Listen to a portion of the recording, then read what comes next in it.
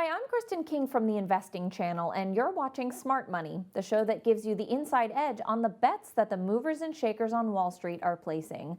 For the second week in a row, we're going to be looking at the world of closed-end funds. This time, we're looking at a fund that invests in energy companies, not just their stocks and shares, but also their bonds, loans, and credit instruments too. The fund is the PIMCO Energy and Tactical Credit Opportunities Fund, which trades on the New York Stock Exchange under the ticker NRGX. The fund is relatively young, launching back in February 2019, and it currently has just over $508 million worth of assets in its portfolio. The fund has significant exposure to pipelines, integrated oil businesses, energy exploration and production companies, as well as exposure to electric utilities and the automotive sector.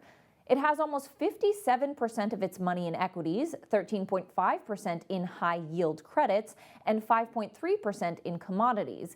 To some extent, these high-risk investments are hedged by a substantial holding in U.S. government bonds, and some 13.8% of the fund's money is invested in these lower-risk assets.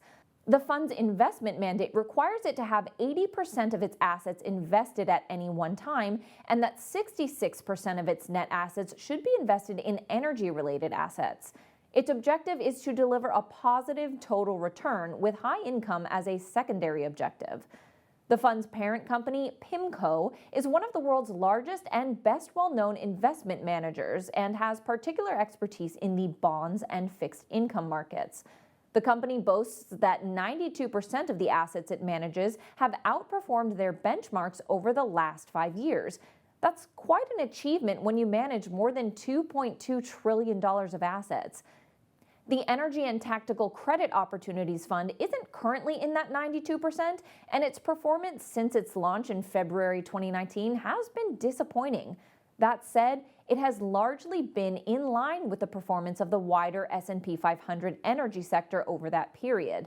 The energy sector, which was dealing with falling oil prices and a slowing global economy, was rocked by COVID-19 and the ensuing economic lockdown that at one point saw oil prices briefly turn negative. The price of oil and the shares of energy-related companies have rallied as the market anticipates a reopening of the economy and a return of energy demand. Almost half of NRGX assets are invested in pipelines. Large-cap stocks in this sector have rallied by an average of 11.62% year-to-date and are up by 2.73% over the last week. Despite the improving fortunes of energy investments, NRGX trades at a big discount to its net asset value, almost 15% below that value. So it's extremely interesting to note that there has been some insider buying of the fund's shares by someone who could be considered a titan of industry. Daniel J. Ivison is the Group Chief Investment Officer for PIMCO and has 29 years of investment experience under his belt. Prior to PIMCO, he was at Bear Stearns, Fidelity, and T. Rowe Price, and he has an MBA in analytical finance from the University of Chicago. Mr. Ivison has recently purchased 500,000 shares of NRGX at $9.29 per share for a consideration of almost $4.65 million. Mr. Ivison does not personally manage this fund, but it seems logical to assume that he will know what the prospects for the business are. There can be few investors that are as well informed as he is, and he would have the pick of the opportunities in the market to choose from. The fact that he has put a substantial amount of his own cash into this fund at this time is precisely the reason that we should watch the share price closely from here.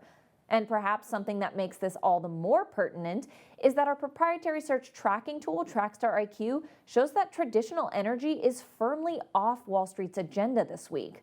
That's all we have time for this week. To find out more about our Trackstar IQ data, sign up to our free newsletter at investingchannel.com/Trackstar. As always, make sure you do your own due diligence before making any investment decisions.